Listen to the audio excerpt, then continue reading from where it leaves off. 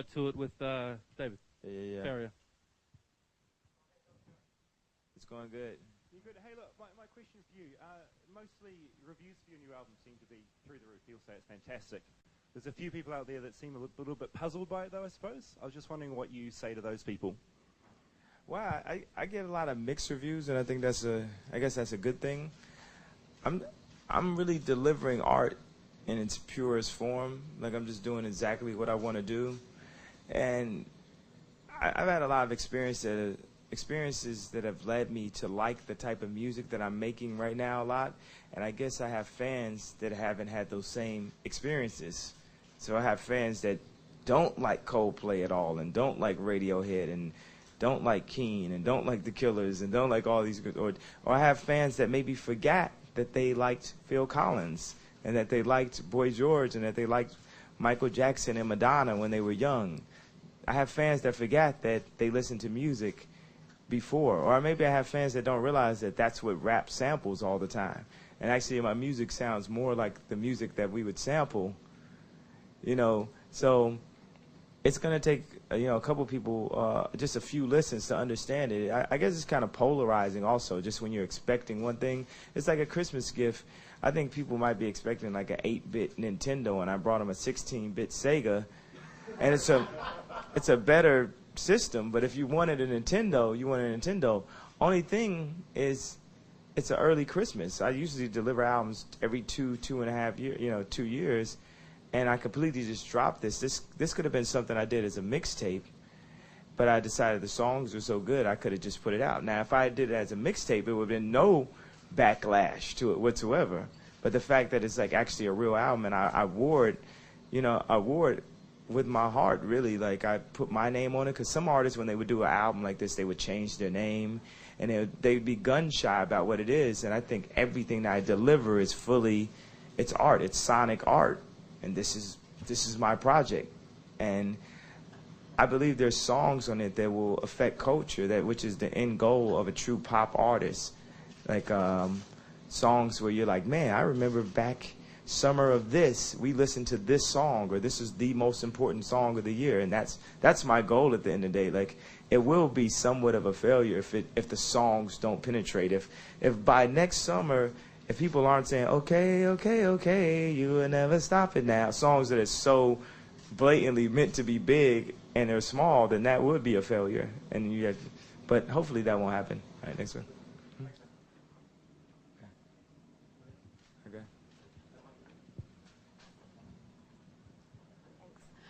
You recently said that in an interview overseas, you said hip-hop is over for you now.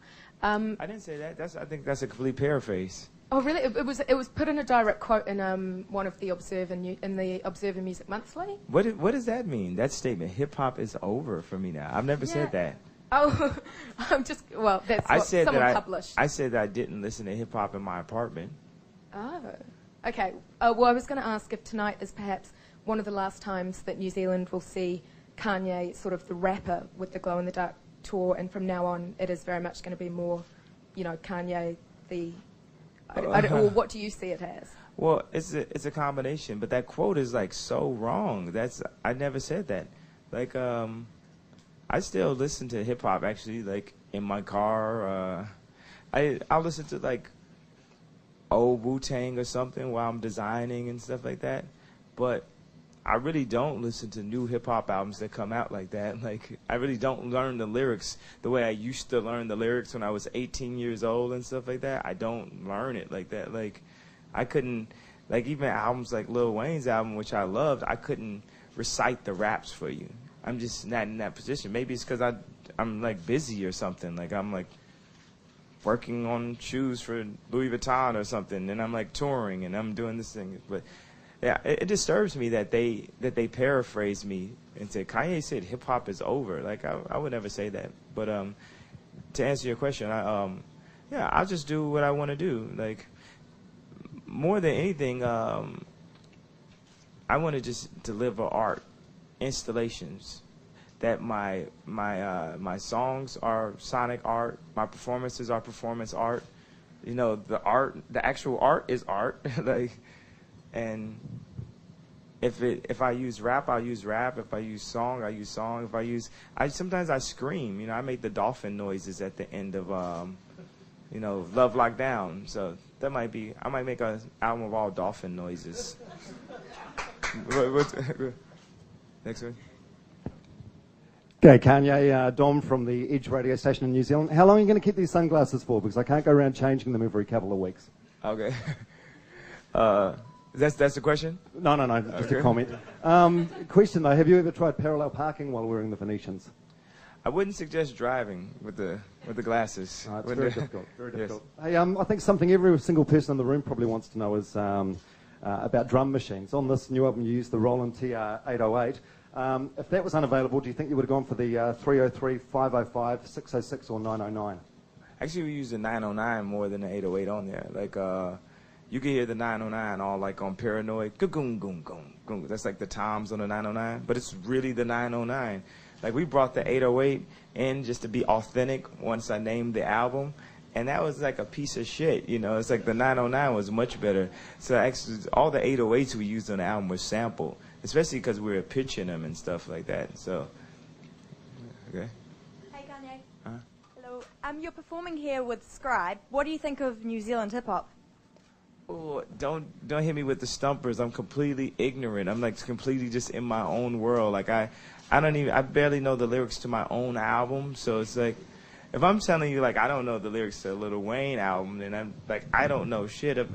I'm like saying that I'll sing a Radiohead song for you if you want, but I don't know. It's like I know nothing about it. Yeah, I'm like completely just an ignorant like big artist and stuff.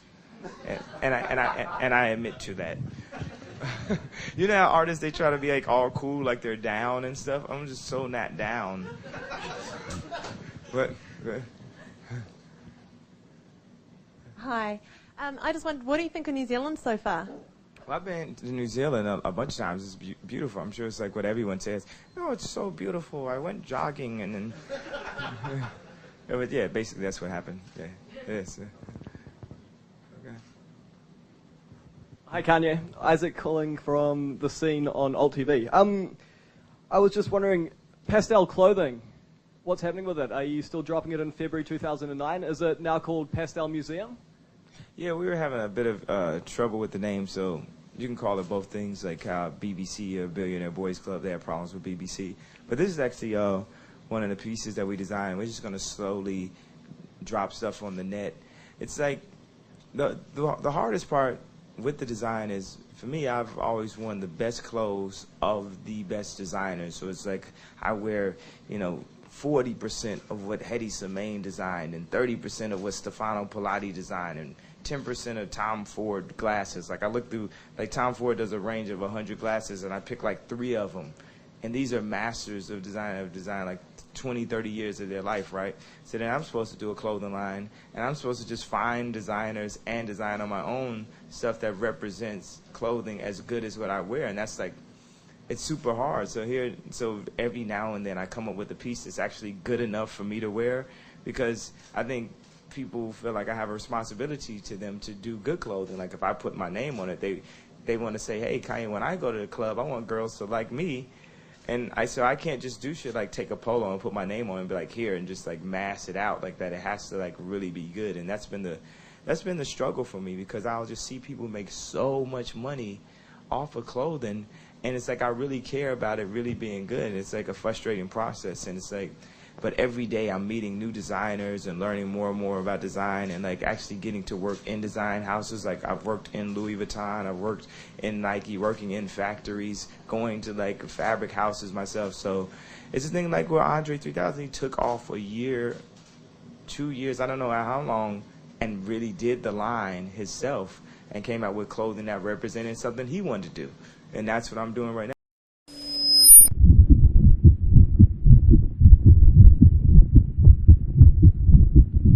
Like taking off so much time to be able to deliver the product, because it's something I want to do for the rest of my life, not just while I have albums out, even though I'm sure I'll do albums for the rest of my life too. But Hey Kanye, Helena McAlpine from C4. How's it going? What's up? Good to have you here. Great. Now we've just been talking about style, and another very stylish man is P Diddy, who's turned around and said that he wouldn't mind being the next Black James Bond, well, the first Black James Bond. Would you like to pip him to the post? Could you see yourself as being the next James Bond? You know, I was just having a conversation with myself about the whole James Bond thing. Because I'm going to turn my, I'm about to trade my DB9 in for a Maybach, for a short Maybach, because I want to drive. Yeah, I'm doing exactly the same, eh? Yeah. So, yeah, that might be a good move. So I'm going to trade in for the short Maybach because I want to drive my Maybach or whatever. And I've always had a dream of having a Maybach. If you remember, like on College Dropout, when I had that, I couldn't afford a Maybach. And by the time I could afford a Maybach, I started learning so much about style and cars and stuff like that. It's like I like a DB9, but I have to like really figure out what's more pure to me. And I'm saying a DB9 because that's the James Bond car. And it's like that approach, you know, like tuxes, the bow ties and shit like that. And I had to like really come to the conclusion like, yo, no, I kind of like Jordans and I kind of like Benzes. Like, Benzes are like less prestigious than Aston Martins and stuff like that. And I like plastic watches and like, I'm like, you know what? I don't want to be James Bond. I don't want to fit into this iconic, you know, figure that, you know, someone else has made. Just like with me, like how I don't want to be Jesus Christ, you know, like my whole life. They're like, you know, I was raised as a Christian and like, yo, be Christ-like, be Christ-like. And I'm like, no, I don't want to fucking be Christ-like. I want to be me-like. I want to be the best me. Because you're going to fall short of being Christ-like, and then you'll never quite be happy. And then you always feel like you have to give up 20% of your money to try to buy back some of this happiness or something like that. And it's just like, no, I just want to be me. So it's saying that to say, it seemed like, you know, me or Diddy were the ones that, if you take a black guy like that had enough like knowledge of like bespoke clothing and shit, and like, you know, if you look at me in diamonds and stuff, like, to do it. And some people say, do it, do it, do it, you could do it. And I'm kind of looking at everybody like, yo, fuck you, I don't want to do it. I want to, like, wear a T-shirt. So I think the answer is sort of no to that. So. Hey, Kanye. Sorry, I'm full up with a cold. Are you more influenced by MC Hammer or Vanilla Ice? I think a bit of both. My hairstyle is a bit more Vanilla Ice influence. And I've seen some like hammer slacks that I thought looked kind of good and stuff. I might not be opposed to wearing hammer slacks again at some point. You might. So my pants would either be extremely tight or extremely baggy. And I like MC Hammer's dances, and I used to really like him as an artist. He was one of my favorite artists of all time. Hey Kanye, Jay from MTV here, brother. How are you? I'm doing great, yeah. Just a quick question. You've been flat out touring with the new album, and you've been all around the world. I noticed that you got yourself a brand new Brooklyn Machine Works fixie. Have you been able to ride much? Do you get out to ride with Pharrell at all? Nah, well, we rode a couple times like on tour and stuff like that. But this when I go back to LA, I can ride a little bit. You know, in New York, I got a few. But it's very difficult for me. I'm not very good at all and stuff, and I feel very much like my life is at risk when I ride, because I'm still getting breaking down. So I guess I'm a complete poser or something like that. Like people who can't like really skate and stuff, but it's a very exhilarating like experience though, because you're so at one. You would hope that all your businesses could run just like a fixed gear, where you pedal and it moves. But it really runs more like a 10-speed, like where the gear is not in place, and you're doing all this pedaling, and you're just kind of like staying in one place and shit. But that's what feels so good about it. It feels like you have power over your, you know, your destiny when you ride it. It's like a really, I get all metaphorical about everything I do and stuff. Okay. Hey, Mr. West, Johnny from Disruptive TV, hip-hop show. Hey. Just a question about the new album. Like, your music seems to have taken a different creative direction. Have you approached songwriting differently, rather than just writing raps to beats? Like, yeah, well, I always had this melody in me, but I think that, you know, just like how this album doesn't have a lot of like labels on it and things to stand next, or samples, things to stand next to it to say, hey, I'm cool because I'm down with Daft Punk, or I'm cool because I'm down with this Michael Jackson sample, or I'm cool because I named all of these different labels. One of the coolest things that you could do is to rap. Rap is like an instant cool. Like, I'll bust a rap for you right now. You'll be like, wow, that guy's cool. Listen to his rap. But but to be able to say, okay, let me write outright songs and melodies, is just a greater challenge, because you're not standing on all of these things that make you cool and stuff. It's like really like a naked approach. It's really like approaching a girl in a club with absolutely no jewelry, not any accolades, no one knows. Just like just approaching with a white T-shirt on and some like beat up canvas shoes or something like that, and just be like, hey, what you up to? You know, that's what this album is like. So it's like, maybe with this album, maybe I'll leave the club with a few less girls, but at the end of the day, I think it was way more authentic. And I think the songwriting, to have melody in it, makes it more powerful at the end of the day. Like right now, it might be like some tension to it not being so rapped out, but I've traveled the world and like I've sat there and rapped Gold Digger and people would just look at me like I was crazy. Like Diamonds is like, all these great lyrics on it. There'll be people in the audience like, I don't know what the fuck you're talking about. And I don't think that would be, I think this album, you know, across the world, they'll say, no matter what, you'll never take that from me. I could see 50,000 people singing it. And it started with, you know, Can't Tell Me Nothing. Like, I pictured, like some Led Zeppelin real festival. La, la, la, wait till I get... And I was like, I need to make the entire album be this. The entire album be a sing-along. This isn't an album that lacks raps. It's just too many hooks on this album, but there's kind of like no room for the raps. Hi Kanye, Leilani from Radio New Zealand. Does getting criticised for singing now feel just like when you first started out and you got criticised for rapping? Yeah, people used to tell me don't rap, so I'll read stuff, they'll say don't sing. And it's like, you know, thank you for the suggestions or whatever, but I think I'm just going to go with what I want to do. Like, and, you know, I used to rap through the wire, right? And I would run out of breath on stage. I couldn't rap it all the way through.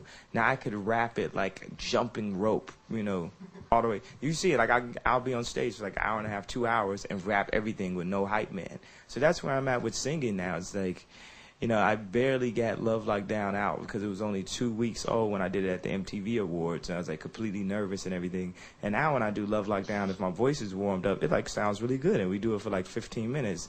So it's a process of like me actually getting better in front of people. Like it's just in front of 20,000 people. Like he's practicing in front of us. And, but I say 2-3 years from now, it'll be to the point where, for one thing, I'll write songs that aren't as hard to sing from me, you know, that are like Amazing is like easy to sing. And then Heartless is like way hard to sing because that shit is like crazy high. And I'll like go in the studio next time and everything will be more like Street Lights, Amazing, tell everybody that you know, like it's like, okay, this is like all in my range right here. And 3 years from now,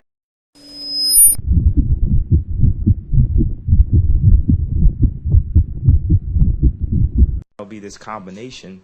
What's great about coming from rap, though, into singing is I think on this album, I'm doing songs that traditional singers wouldn't do because it still has all, like, the swagger and the attitude of a rapper. Like, I'm not loving you way I wanted to. So it's really closer to, like my idol, Jim Morrison, like, his approach to shit. Like, when I see, like, documentaries, I was just watching a documentary on Jim Morrison today. Like, I seen the movie.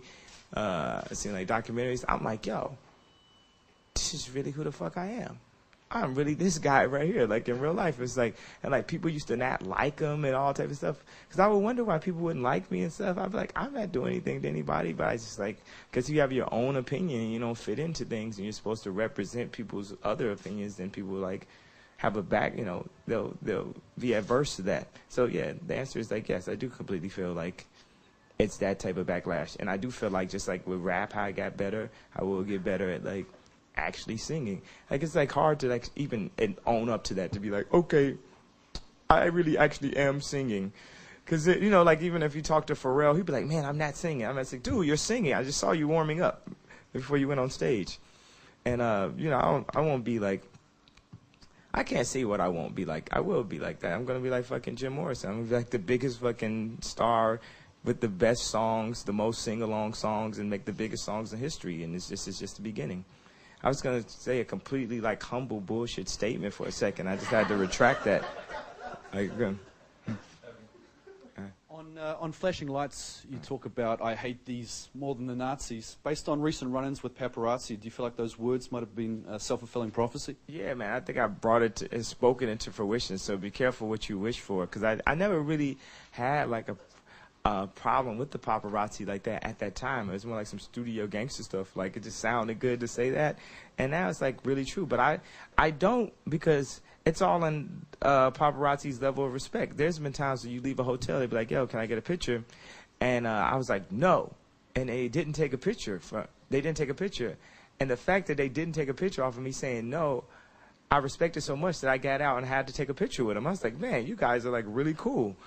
I really got to take a picture of you. So that meant like if I was like had a girl with me, you wouldn't be attempting to take a picture to completely ruin my fucking life. You know, but that's my thing. It's like people, you know, you have these icons and living legends, and nobody wants to. That was my thing with that speech I had like a couple weeks ago. Nobody really wants to recognize that like Beyonce is a fucking living legend, and that she is just as great, if not greater, than the artists that we had in the past. That she's probably greater than Tina Turner. You know what I'm saying? What do you mean? But it's like, no, like this new regime of artists, especially now, because I think we really kick each other's ass now. It's not I think I'm the one that came up in this talent show of us and like really like put the pressure on motherfuckers.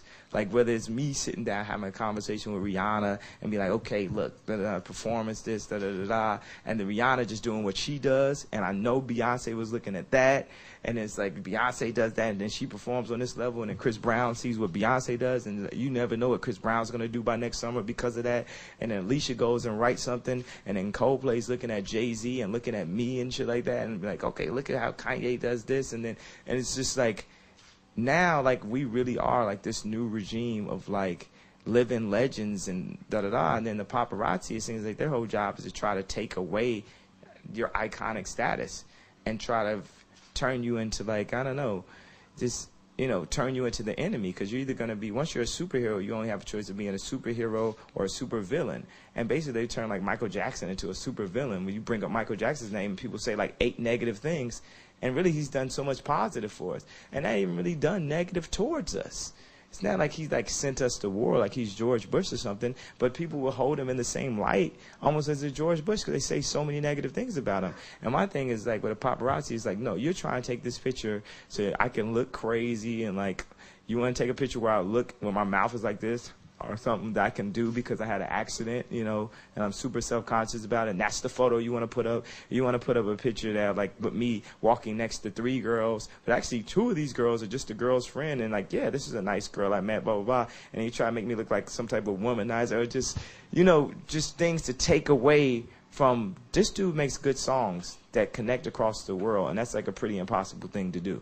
And people forget the main thing. And that's the reason why I, like, come up and like stop a paparazzi from taking pictures because they're taking photos for a negative reason or just to try to get some money off of you. And the more negative the shot is, the more money they can make, which is some bullshit. And also there should be laws against it because they're using the internet, you know, as this revenue stream, and laws have not caught up to the fact that they're like, they've just beat the law at this point. It's like there's no law against this yet. So it's like when before smoking packs used to have warnings on them. We just need like warnings on the paparazzi camera. Warning, might take a piece of your soul, and like that's okay. Go ahead. When you're not performing, have you got any other plans while you're in New Zealand? Are you going to do any sightseeing or anything? Yeah, sleep. I'm going to sleep. There's nothing else you'd like to see? Yeah, it is. The back of my eyelids. I just want to. Like that's what I've been doing up to this point where I did this press conference. I'm sorry. Thank you. I need the in-ear Ronald Reagan presidential. Yeah, no, I know the politically correct thing would be to say that I'm going to see the Capitol or whatever, but I'm completely going to sleep, and then I'm going to perform really good, and then I'm going to go back to sleep. And but sometimes, you know, we've shopped before. We've like actually recorded out here. We recorded like Common's album. I made like The Glory. I think I made out here. Let the Beat Bill on Wayne's album. I made out here and stuff. So we've been to the studio and just like vibed out. I might do a little working out and shit. But other than that, I'm going to sleep. Yeah. Kia ora, Kanye. I'm Hayley J from Radio 95 BFM. I just want to ask about your blog that you update yourself. How has that, the interactiveness with your fans, how did that affect your creative process during this album? Well, the politically correct thing to say would be, well, you know, people gave me suggestions and I listened to them. But that's not the case. But what's good is like I can constantly keep people updated on the things that I'm thinking about doing, because you know I can. It's so many opinions on there. I can't take everybody's opinion.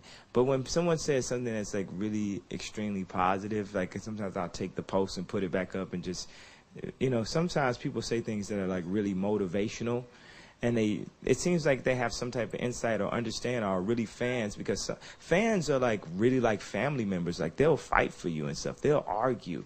Like I used to argue for Mace because I was just such a fan of Mace, and he used to get so much backlash. He's such a talented dude. And it's like people who actually fight for my honor and stuff, and those people will like say like really inspirational, positive things, and I'll read those things and it'll really make me feel good. And then people will say certain times people could just, when I see a negative comment coming on, I try to like stop reading it before I even read the whole thing. So the best way to really try to stab me in the heart is to keep your negative comments really short, so that I can like accidentally read it before I stopped it. So that's a suggestion to all venomous people. Go ahead. Hi, how does your fan base vary around the world when you're touring around?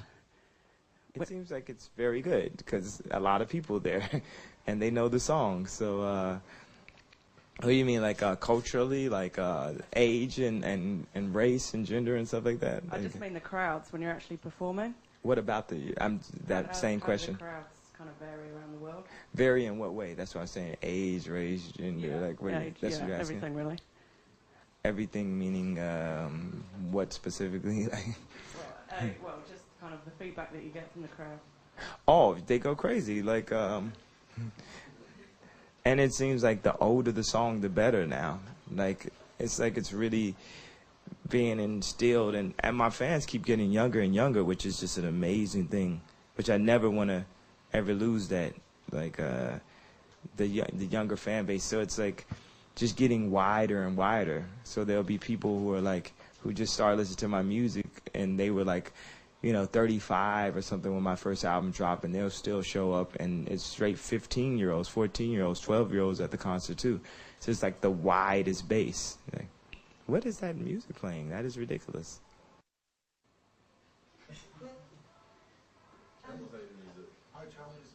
Okay, go ahead. Kanye, perhaps cares about politics and your country and your history. What do you think? That's completely false, though. I don't care about politics at all. I don't know anything about politics, though. Well, what do you think then about Barack Obama becoming president? Oh, it sucked. Do you think he can live up to the hype? Do you think he can live up to all the hype that's expected of him, as opposed to George Bush? Is there anything? Oh yeah, well I think it's obvious. Like.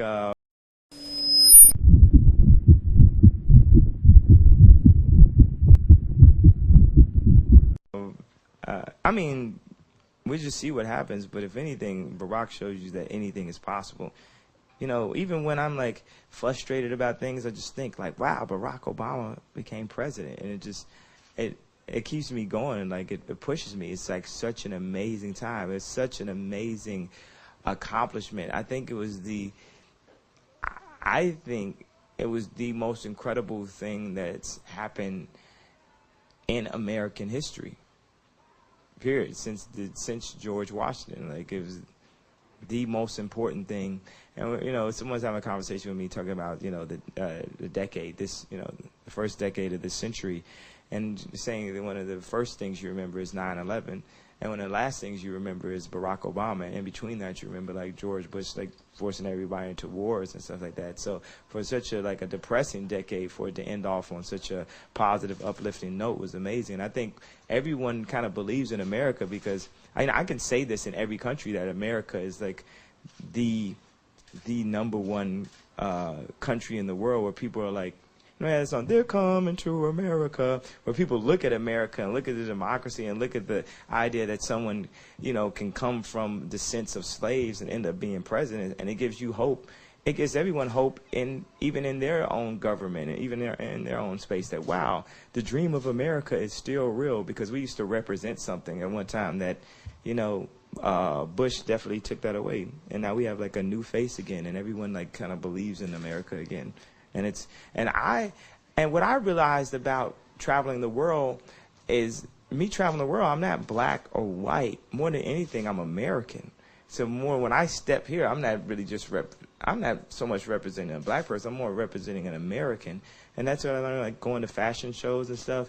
The Yanks are really low on the fashion totem pole and stuff right now. It's like not too many like good American designers to people. So like with Marc Jacobs, I love Marc Jacobs so much because he's like the head of the biggest house. And it's like an American dude.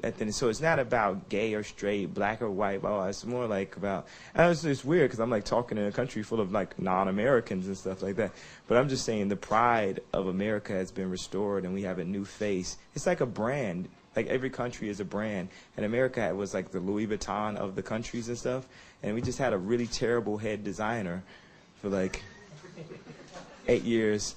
So now it's time we got like Christopher Kane in, or somebody that's like really, really young and dope, and maybe can like turn this brand around. So, yeah. My interviews are so un-Bono-esque because they're like, you're supposed to be like, and I'm in the country and I'm going to do this and stuff, and I'm all like, man, I'm going to sleep and I'm American. So it's the shit that I'm saying could like be halfway taken rude and stuff like that, but it's completely from a pure place. Like I'm completely just a grown child just talking to you. It's like sort of self-absorbed or whatever. But that's one of the main keys to like stars and shit. Like we're really self-absorbed and stuff. Like you talk to Madonna, it's like the 80% of the conversation is going to be about herself. Or like Michael Jackson, I noticed that too. I was like, yo, I used to think I was arrogant, but now I see like all the super duper iconic stars are like way self-absorbed. But it's not just because they're self-absorbed of who they are as a person, but it's more like they're walking brands. Like I'm like the living version of Nike or something like that. And if you were like the president of Nike, you would talk about Nike all the time. So I'm sort of like the president of me. And it's like, so you're forced to like constantly like develop your brand and shit and talk about it. Okay. You have a question? It's not about black, it's not about white, but something that we have noticed is that Chris Martin has recently become every black hip-hop artist's favourite white guy. What is it about Chris Martin and Coldplay that he's like the new John Mayer. You love working with?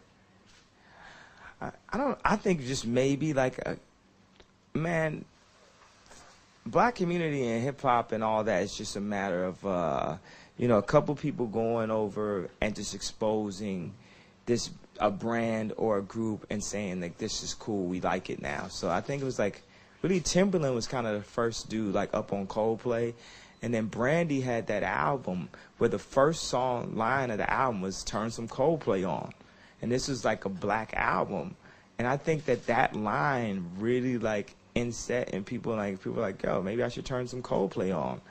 And like for some reason it just kind of it was sort of like also the band that black people knew about too. And it's like all this good music out there that listeners don't also buy. Like, you go to iTunes, like listeners also bought. And so that was kind of like the brand, the band that like Timberland turned people on to. Then after that, like Jay-Z started turning people on to it, and then I started doing it. And or bands that I like to turn black people on to are like Keen, Radiohead, that I like people to listen more. I think black people listen to Portishead a lot because it was like that, you know, back in 94, 95, 96, it was like they had a really, really hip-hop sound. So that's my answer to it. That's why I think that, we as black people and hip-hop people really listen to them a lot. Yeah, we're going to have to wrap it up there. Sorry, is there anything else you want to add before we go, Kanye? Well, I'll take this last question right here, and then... The songs on 808 and HeartBreaks, is the content all inspired from their relationship? Well, it's from just suffering like multiple losses at the same time. It's like losing an arm and a leg, like literally, and trying to walk through that, and basically just barely like hopping through life at that point. And I was able to create the most ridiculous pieces of art like after that, just for a little bit. Just by completely trying to be numb to the situation and not think about the past and not think about my relationship and everything.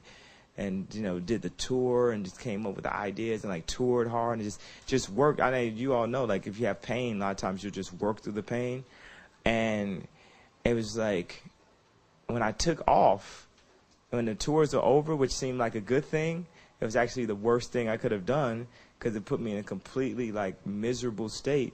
But this is the only type of music that I could make or create at that time.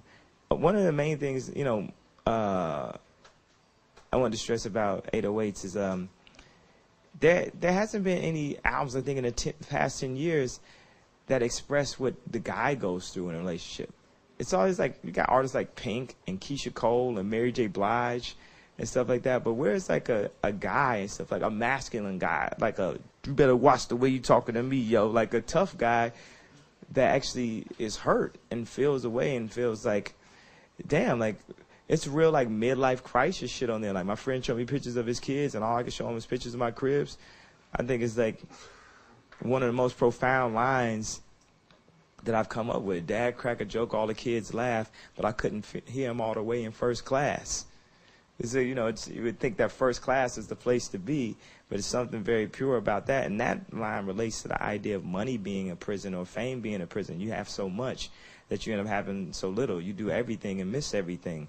That, you'll see people just playing in the park, and it's just like playing catch with his son or something, dad playing catch with his son. And I'll think like, man, if I wanted to do that, it's going to be like 30 paparazzi. It's going to be people asking for autographs. It's going to be like, so I need to like go to some secluded patch of grass surrounded by some great big fucking rocks and trees so I could just play catch with my son when I eventually have a son by a non-gold digger, which I don't know where to find that.